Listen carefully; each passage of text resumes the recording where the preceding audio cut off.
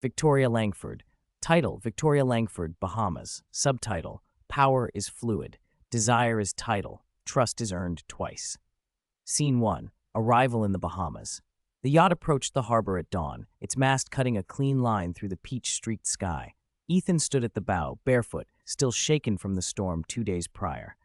Behind him, Victoria leaned casually at the helm, silent, her sunglasses reflecting the sun just beginning to crest the shoreline. Ethan had expected rest, maybe even a day ashore. Instead, she'd told him last night, over tea, "We're picking someone up." Now, with every knot they gained toward the marina, his stomach tightened. "You'll meet him this afternoon," she said, finally breaking the silence. "His name is Alex. He's in the program." Ethan turned. Program. She didn't elaborate. When they docked, the Bahamian customs officers waved them through with a mix of reverence and familiarity. Victoria had clearly been here before. Ethan tied off the lines with practiced hands, then turned to see her already dressed in deck whites and black sandals, pulling a printed folder from her satchel. "Alex arrives in an hour," she said. "You'll assist me in his evaluation." He didn't ask how. He just nodded. The sun burned a little hotter than it had a minute ago. Victoria flipped through the folder, glanced at her watch, then spoke without looking up. "You'll stay below deck until 1300 hours. I'll introduce you to Alex when I'm ready." Ethan blinked. "I'm not meeting him when he boards." She looked at him now, cool, steady. "No, he's still interviewing. You're assisting. Think of yourself as a second panelist." He opened his mouth, closed it again. "I'm giving you freedom to say whatever you like," she added. "If he asks questions, answer them. Be honest or strategic. Your choice." Ethan nodded slowly. She continued, "After you speak with him briefly, you'll give him a full tour of the yacht. Everything but my stateroom. Once the tour is over, you'll ask him to return to the guest quarters and wait. Then you and I will talk. To decide," she smiled faintly, "to judge." Scene 2. Alex's arrival. Earlier that day, Alex boarded just after 11. Victoria met him at the stern, barefoot, clipboard in one hand, espresso in the other. "You're early," she said. "That's good." Alex smiled easily, didn't want to start off behind.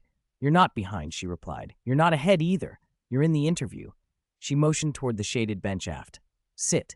He obeyed. She didn't. "This isn't a traditional job," she said. "You'll be paid a stipend. You'll stay aboard. You'll have duties, some physical, most personal." He raised a brow but didn't interrupt. "There's a non-disclosure agreement. You'll sign it before we leave the harbor. Everything you see and hear, everything we discuss, remains mine." She handed him the clipboard. He scanned the sheet. One corner of his mouth tugged upward. "No cameras?" he asked. "If there are, they're not yours." He chuckled once. Signed. Victoria sat then, folding her legs beneath her. "You'll be observed. That starts now. I'm not interested in performance. I'm interested in instinct. You can fake confidence, but not obedience." "I'm not sure I'm obedient," Alex said. "You'd be surprised," she replied, sipping. She set the espresso down. "There's another candidate. You'll meet him later today. He's been aboard for several days. You'll have a chance to talk to him alone. Ask anything." "And then what?" "Then you'll wait." She stood. "Judgment takes time." Ethan sat alone in the forward cabin, the bulkhead fan humming softly overhead. His shirt clung to his back in the humid air, but he made no move to change. Every few minutes he checked his watch. 12:48, then 12:52, then 12:58. At exactly 1300, the door at the top of the companionway opened. "Come up," Victoria called. Her voice was flat, measured, as if this were another line item on her agenda. Ethan climbed into the sun. Alex stood on the deck, shaking Victoria's hand. He was taller than Ethan expected, tanned, lean, and confidently relaxed in khaki shorts and a dark blue linen shirt.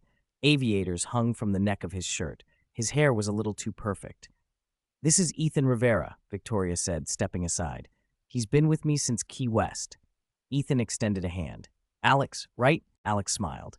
"That's me." His handshake was firm, not aggressive, but something about his gaze lingered, a half-second longer than needed. "I've told him he can answer your questions however he likes," Victoria said, "and he'll give you a full tour of the yacht. Afterward, you'll return to the guest cabin and wait." Alex nodded once. "Understood." She left them on deck without another word.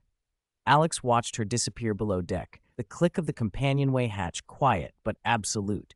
He took a breath he hadn't realized he'd been holding. So, that was Victoria Langford. She was sharper than he expected, more self-contained, the kind of woman who didn't just control the room, she constructed it. And then there was Ethan, younger than he'd pictured, or maybe just more taut. His handshake had been solid, but his eyes hadn't hidden the flicker of uncertainty. Good. That meant he hadn't settled into the role yet. Alex turned to him, smiled. Friendly, not too friendly. Guess I'm supposed to interrogate you a little before the grand tour. He said it lightly, but he was already cataloging details. Ethan's forearms were tense, like he'd just come off a rope. His shirt clung to him, damp with nervous energy. His eyes flicked once toward the closed hatch, still listening for her. Alex liked puzzles. This one was alive and breathing. Ethan gave a polite smile, then gestured toward the aft deck. Let me show you around. They moved aft toward the cockpit, Ethan's voice steady despite the churn in his stomach. He explained the dual helm system, the custom navigation display, the solar array. A few minutes into the tour, the companionway opened again. Victoria stepped into the light, holding a wide-brimmed hat in one hand and her tablet in the other. I'm headed to the airport, she said. The captain's arriving on the 1400 flight from Miami. She'll be tutoring both of you in seamanship while she's aboard. Ethan nodded. When will she be here? I'll be back within 2 hours. In the meantime, Ethan, entertain our guest. Get to know him. She looked at Alex briefly, then turned and disappeared down the dock without another word. Ethan watched her go, jaw tightening just slightly, then turned back to Alex. Come on, he said, gesturing forward. Let's keep going. They moved along the side deck as Ethan pointed out the rigging, the backup navigation station, and the emergency gear locker. Alex asked questions, sharp ones, but didn't linger on any single point. She run this boat like a CEO or like a captain? Alex asked casually. Both, Ethan replied. Depends on the weather. They reached the bow, and Ethan nodded toward the forward crew quarters. You'll sleep here tonight, at least until a decision's made. Alex peered into the narrow hatch and grimaced. Cozy. Ethan didn't respond. As they turned back, Alex gave a low whistle and leaned on the railing. You know, she's a total MILF. Ethan stopped. Alex didn't notice. Seriously, I wasn't expecting someone like her. She's hot, powerful. That vibe? I get it now. Ethan's voice was calm but clipped. Keep that to yourself before she hears you. You won't like how she responds. Alex blinked. Are you serious? I've seen how she handles disrespect, Ethan said. Trust me, it's quiet, but it's permanent. The silence that followed wasn't comfortable. They finished the remaining circuit of the deck with fewer words, both men hyper-aware of the shift. By the time they returned to the shaded cockpit, the sun had fully claimed the sky. Ethan grabbed 2 bottles of water from the cooler under the bench and tossed one to Alex. Alex caught it. Didn't mean offense, he said, cracking the cap. I just call it like I see it. Ethan sat across from him. You're not wrong. Just be smart about where you say things like that. Alex nodded, taking a slow sip. Noted. They sat in silence for a beat, the fan overhead clicking with each slow turn. Then Alex leaned forward, elbows on knees. So what's she really like? Ethan exhaled. Intense. Private? Brilliant. She watches everything. She already knows if she likes you. You think I passed? Ethan smiled without warmth. Shit, the test hasn't even begun yet. Alex chuckled, but Ethan didn't join him. The quiet that followed had edges. Finally, Ethan leaned back, pressing the cool bottle against his temple. The night before we docked here, we got caught in a squall. It came up fast, off-cycle, nothing in the forecast. She cut autopilot, tied herself in, and took the helm like she was born to it. Alex raised an eyebrow. She handled it. She saved us. Ethan's voice was even. I went overboard. Alex sat upright. Shit. She turned that boat like it was nothing, pulled me out like she was reeling in a fender, didn't panic, didn't miss. He took a breath. That's when I stopped thinking of this as a job. Alex looked at him differently now. When we're under sail, it's not about hierarchy, it's about trust. She's not out here for games. She wants us to learn, to contribute, and to be reliable. She'll test everything, but if something goes wrong, she's the one who saves you. Ethan leveled his gaze at him. You're not competing for her approval. You're proving whether or not you're someone she can depend on. That's the whole test. A pause stretched between them. Then a voice called from the dock, sharp and female. Permission to come aboard. They turned. A woman stood at the top of the gangway, duffel over one shoulder, ball cap in her hand. Aviators, tight braid, crisp motion. Victoria beside her, gesturing upward. "Gentlemen, this is Captain Amy Fitzgerald. You'll call her Captain Amy." Ethan stood. Alex followed. Victoria looked at Ethan. "So, Ethan, what's Alex's field of study? Degree sought? Thesis subject?" Ethan opened his mouth, paused. "I don't actually know." Victoria's smile didn't quite reach her eyes. "We'll talk later, Ethan." Captain Amy set her bag down near the mast, stretching once before stepping into motion. "I'll take 45 minutes to inspect her bow to stern. Shouldn't take longer. I've sailed her before." Victoria nodded.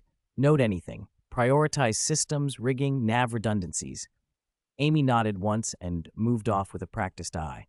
Victoria turned back to Alex, her tone shifting from casual to clinical. "Field of study?" Alex straightened a little. "Cultural psychology. I'm analyzing behavioral adaptability in constrained environments." "Degree?" PhD, second year. "Dissertation subject?" "Resilience and identity negotiation in artificially hierarchical communities." Ethan blinked. That actually tracked. Victoria didn't look at him. "Any prior maritime experience?" "Minimal. Mostly small craft. I've spent more time in labs than on the water." "Then you'll listen to Amy without ego," she said. "Yes, ma'am." Victoria turned to Ethan. "Ethan, I expected you to ask the questions that I asked you. I am disappointed. You were executive officer. Now you will hold the rank of sailor, and we will determine on Sunday who is XO and gets the cabin." Ethan stiffened but said nothing. Victoria's tone softened only slightly. "Don't feel too badly. Captain Amy will have the guest cabin while she's aboard. She is here to tutor you both in the fine arts of boating and navigation. Listen to her like your lives depend on it." "They do." She turned to Amy. "Captain Amy, we are at your disposal. If you want to move the boat, feel free. You have 2 volunteers. We will be leaving for Turks and Caicos shortly after you leave. Please ensure we are ready." Captain Amy spent the next 45 minutes inspecting the yacht from bow to stern. She made no small talk. Every cleat, line, latch, and circuit was checked with quiet focus. Ethan and Alex followed her lead in silence, occasionally glancing at each other, but saying nothing. When the inspection was done and Amy stepped below to update her notes, Victoria returned to the shaded cockpit alone. Ethan found her there, holding a cup of cold tea. He hesitated for just a second, then knocked gently on the stateroom doorframe. "Come," she said. He stepped inside. "Can I talk to you about correcting me in front of Alex?" Victoria looked up, then past him. "Close the door, Ethan." He did. "You had a week more than Alex. You've gotten to know what I expect of my crew. Now you've learned a valuable lesson." She stood, slow and deliberate. "Also another lesson. You asked me a question about my leadership and the door was open. That too is not tolerated." She walked to her desk, picked up a pen, and clicked it once. Then she looked at him again. "Before your lessons resume, you will welcome Alex to the crew and congratulate him on being named XO in his first week on the job." Ethan didn't move. "After Captain Amy disembarks, you'll assist him in moving into the XO quarters. You'll move your things to the crew's quarters." Her voice was steel wrapped in silk. "Pay attention, Ethan. Pay attention." Ethan stood there a moment longer, not because he had anything to say, but because he didn't trust himself to speak. The humiliation ran deeper than her words. It wasn't just the demotion, it was the public nature of it, in front of Alex, in front of the captain. And yet, he knew she was right. He had dropped the thread. He'd gotten comfortable, maybe even complacent. He'd assumed status instead of continuing to earn it. He'd forgotten that Victoria Langford didn't believe in tenure, only performance. He gave a short nod. "Understood," he said quietly. Then he turned and left her stateroom without another word. Captain Amy wasted no time. With her checklist complete, she gathered the 2 men at the charting table and began seamanship drills. Line identification, compass headings, emergency signal protocols. She moved quickly but clearly, explaining only once. 2 hours later, she clapped her hands once. "Break. 10 minutes." As Ethan stepped out into the cockpit, he saw Victoria approach from the bow. She gave him a quick glance, then turned to Alex. "How did you like the news, Alex? XO your first week." Alex looked puzzled. "I what?" She turned to Ethan. "Ethan, you did tell him like I ordered, right?" Ethan hesitated. "I was waiting for the right time." Victoria didn't blink. "The right time was the time I said so." She turned to Alex. "Alex, Do you know how to cook? Yes, he said, wary. Good. Ethan will be your prep cook and dishwasher this week. Ethan stiffened. Victoria continued, eyes locked on him now. Ethan will also be writing sentences after lecture and chores. If you don't want me correcting you in front of the others, don't screw up. She stepped closer. We are a team, Ethan. I want to see that you know that. Ethan felt the words tighten in his chest. He'd thought he'd learned the lessons, that he'd adjusted. But clearly, she expected more. Not just performance, presence, obedience in form and tone. The correction wasn't about the task, it was about the awareness, about showing her he saw the whole picture. He gave the smallest nod, more to himself than to her. He wasn't out yet, but he was definitely not ahead. As the break stretched into quiet, Captain Amy and Victoria stepped out onto the aft deck. Amy leaned against the rail, watching the horizon. Were you too hard on Ethan? Victoria didn't answer right away. She just breathed in the wind, eyes distant. Seems like it, doesn't it? She said eventually. During that storm, he saw some of my weaknesses. Hell, the damn storm blew my friggin' clothes off, and I was helping him back on board the boat naked. Amy raised an eyebrow. You like him, don't you? Victoria shot her a look. Shut up, Captain Amy. Just shut up. Amy gave a half smile, but didn't press. They stood together in the fading light, the sea glinting below as the boat shifted gently against the dock. After a moment, Victoria exhaled. Let's talk about their progress. Amy nodded. Ethan's solid with theory. He's cautious, steady on the wheel, but his confidence is brittle. He hesitates, not from fear, but second-guessing. Victoria nodded once. And Alex, quick study. Confident, maybe a little too much. He likes pressure. He's not used to being ignored, though. You'll see that surface soon. Victoria gave a slight smile. Good. That evening, as the light turned orange and the air cooled, all four gathered in the cockpit. Amy began without ceremony. You both did well today. Navigation, bearings, and knot work were solid. But tomorrow we move beyond theory. We take the boat out. She pointed to Alex. Good instincts. Quick processing. But don't get cocky. Victoria won't say it twice. Then to Ethan. You're methodical, which I like, but you overthink. Sailing rewards decisive rhythm. Let the boat tell you what it needs. Victoria stood beside her. You'll both be on watch. You'll rotate helm, navigation, and sail handling. If either of you falters, Captain Amy will take note, and I will make decisions accordingly. Amy looked between them. Questions. Neither man spoke. Good, Amy said. Then be ready at dawn. Scene 3. The voyage. The sun broke the horizon as the dock lines were cast off.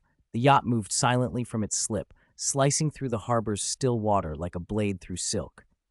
Captain Amy took the helm for the first leg, issuing clipped orders that left no room for interpretation. Victoria sat off to one side, silent and watching. Alex took the navigation station. Ethan managed the mainsail. The wind picked up fast. By mid-morning, swells were rising, steady, rhythmic, but testing. Ethan held his course, logging data, checking the wind angles, staying ahead of adjustments. Amy didn't correct him, but she didn't praise him either. That was Victoria's style. He suspected it was Amy's too. At midday, the helm was turned over to Alex. His movements were more fluid, almost relaxed. He adjusted sails with confidence, joked once about the horizon line. Too loud, Ethan thought, but his trim was solid. Even Amy grunted a quiet approval. Lunch was quiet. Victoria served it herself. Midway through the meal, she looked between them. Evaluate each other. One sentence. Alex wiped his mouth with a napkin. Ethan's steady, overthinks. Ethan looked at him. Alex is sharp, too casual. Victoria nodded. Thank you. As they finished lunch, Amy stood abruptly. Man overboard. Alex froze. Ethan didn't. He moved instantly, pointing, marking position, grabbing the nearest throw line. Alex reacted a heartbeat later, getting the boat out of gear, but his voice cracked as he called out procedure. They recovered the drill buoy in 93 seconds. Amy said nothing. Victoria did. As they approached the dock at sunset, she leaned toward Ethan. You remembered to move. That matters. Scene 4. Post-voyage evening dinner was simple. Grilled fish and rice, eaten quietly in the cockpit under lantern light. Ethan and Alex worked in sync as they cleaned the galley, though neither said much. The day had left them tired in different ways. Victoria checked her watch as she sipped tea near the companionway. 7:30, she announced. You have 2.5 hours for homework, then bed. Alex raised an eyebrow. Bedtime? Victoria didn't flinch. Yes, I'm giving you a bedtime. Who is your captain? Ethan answered softly, almost automatic. You are. Victoria smiled. Good. Then follow orders. Later that evening, after lights were dimmed and the boat had settled into the hush of night, each man lay in his bunk, neither sleeping. Ethan lay on his back, staring at the ceiling of the crew quarters, the sway of the hull rolling through his spine. The mattress was narrow, the air tight with salt and ego. He kept replaying the moment Victoria demoted him. The coldness of her voice, the precision of it. She wasn't punishing him, she was recalibrating him. Still, he felt small, not dismissed, but benched. And he hated that he cared. He had wanted her approval, not as a subordinate, but as someone she trusted enough to challenge. He remembered to move. That was something. But it didn't erase the sting of losing her confidence. He'd fix it. Somehow. Alex, meanwhile, lay in his bunk, arms behind his head, staring at the wood grain above. The bed was bigger than he expected. The view is better. The silence is heavier. He'd won, but it didn't feel like a win. Victoria's discipline had been sharp, but it wasn't about Ethan. It had been about control. She was watching both of them like a hawk, testing, measuring. She liked power. She liked making them earn every inch. Alex wasn't sure yet if that excited him or unnerved him. Probably both. Scene 5. Captain Amy's departure was scheduled for that afternoon. After breakfast, she asked one final time, "Any last questions?" Ethan and Alex both shook their heads. Amy turned to Victoria, lowering her voice only slightly. "We're set for September. I'll deliver her from Miami to Sydney directly. Same crew?" Victoria nodded. "I'll confirm in August." The two women exchanged a glance that wasn't casual. It was practiced, like co-conspirators who knew the stakes. Later, Victoria walked Amy to the dock and helped with her bag.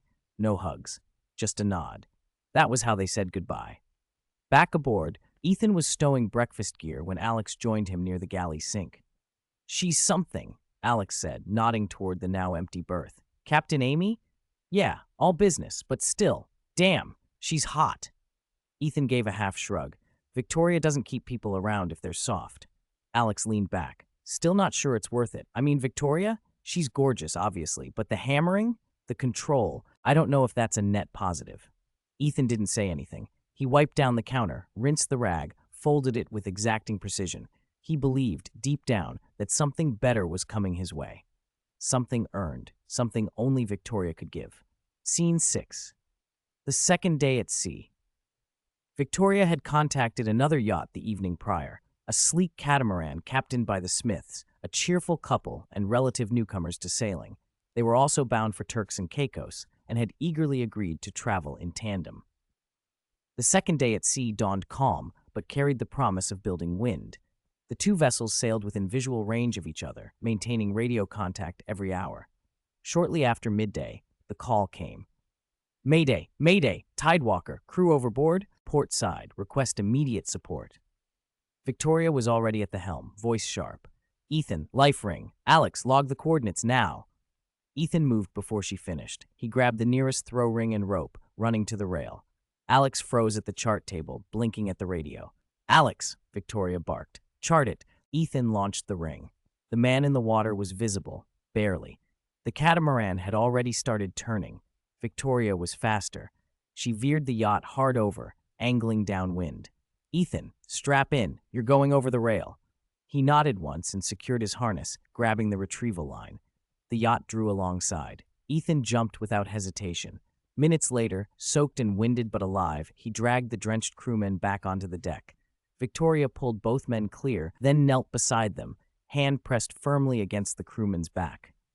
"You're okay," she said quietly. Then she stood and looked at Ethan. He didn't say anything. He didn't need to. Victoria nodded once.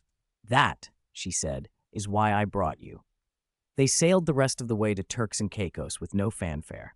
Tidewalker offered their thanks, a quiet check-in over radio, and then peeled off on a more sheltered course. Victoria gave them a soft farewell and said nothing else. By late afternoon the following day, the horizon gave way to turquoise shallows and the sun-washed coast of Providenciales. Victoria brought the yacht into anchor off a wide, private beach. The water was calm. The silence was clean. There were no drills, no orders, just the hush of lines and the steady shift of the hull as it came to rest. Scene 7. Ashore. They didn't speak as the dinghy bumped against the sand. Victoria was the first to step out, barefoot, her hem wet to the knees as she dragged it ashore without care. Ethan followed, carrying the supply bag. Alex came last, still wiping salt from his sunglasses. For the first time in a week, there was no structure, no drills, no hierarchy, just a warm breeze and the sound of distant waves folding over themselves. 2 hours, Victoria said, turning toward the tree line. Do what you want, just be back on time. She didn't look at either of them. She just walked, shoulders loose, hair down for once. Ethan watched her go, uncertain whether to feel dismissed or invited. Alex broke the silence. You ever see her like that before? No, Ethan said, his voice low, and I don't think we're supposed to. A short while later, as Ethan stood rinsing sand off his feet at the stern shower, he heard her voice behind him. You did well, you know. He turned. Victoria was leaning against the rail, arms crossed, sunglasses on. But her voice was different, low, personal. Not just yesterday, she said. Today, too. You've been quieter, smarter. Ethan swallowed, trying to be what you need. Victoria looked at him for a long second. Good, because for a moment, I almost missed you. Then she pushed off the rail and disappeared below, leaving him standing there, barefoot and speechless. He stood a while longer than he needed to, the cooling rinse water still pooling at his feet. The words echoed, not loud but persistent. I almost missed you. She hadn't said it to praise him. Not really. It wasn't affection either. It was something else. A warning? A window? Ethan dried his hands on the towel slowly. He didn't know what she wanted yet. Not entirely. But he knew he was still in the game, and that meant everything. He headed below deck, passing through the quiet galley to grab water from the cooler. When he reached for the fridge, he noticed something sitting on the table. A white envelope, typed, plain, no seal. Just his name, centered on the front in all caps, Ethan. He opened it carefully. Inside was a single printed page, familiar, his original interview transcript. He recognized the words immediately, the awkward phrasing, the structured, careful answers he'd given weeks ago in Key West. At the bottom of the page, one line in black ink. Reread your answers. Would you still say the same things? Ethan sat at the galley bench, the page limp in his hands. The words he'd written back then had felt honest at the time, measured, idealistic, maybe even clever. Now they sounded like someone else's voice entirely. He had changed. The sea had changed him. Victoria had changed him. And the real test might be whether he had the courage to admit that, to her and to himself. Scene 8, the final morning. From Victoria's point of view, the final decision had come as easily as it had unexpectedly. She'd designed this voyage to push, to isolate, to provoke, and ultimately to reveal. And Alex, for all his charm and fast learning, had revealed himself. He wasn't weak, but he lacked the patience for uncertainty. He wanted the approval, not the process, the role, not the rhythm. Ethan, on the other hand, Ethan had folded and flexed, broken and reformed, taken every command with just enough resistance to make it interesting, and enough obedience to make it last. She had punished him, yes, publicly, sharply, but that was the cost of keeping the standards unshakable. Still, watching him now, calm, quiet, unchanged in his deference, even in Alex's absence, she felt it again. Not softness, not desire, wait. He was still in, still willing, still hers to shape, and maybe, just maybe, worth carrying forward. They woke early the next morning to calm skies and still water. Ethan had just finished his coffee when Victoria emerged from below deck in clean whites and sunglasses. Alex, she said, join me on deck. Ethan stayed where he was, clearing the galley with slow, practiced hands. 10 minutes later, Alex reappeared. His expression was unreadable. He said nothing as he walked back to the crew quarters and began folding his clothes. Ethan said nothing. Victoria came below and handed Ethan a slip of paper. Alex chose to leave. He said he respects me but isn't built for this kind of structure. With him gone, I'd give you the XO quarters, but you haven't been forgiven yet. I want 100 sentences from you explaining the importance of leadership, and you will go to bed at 7 tonight and tomorrow night. In the crew's quarters. We will discuss upgrading you to XO quarters later. Do you understand? Ethan blinked. The answer caught in his throat, but he nodded instead. She paused, then added, he knew his limits. Let's find yours.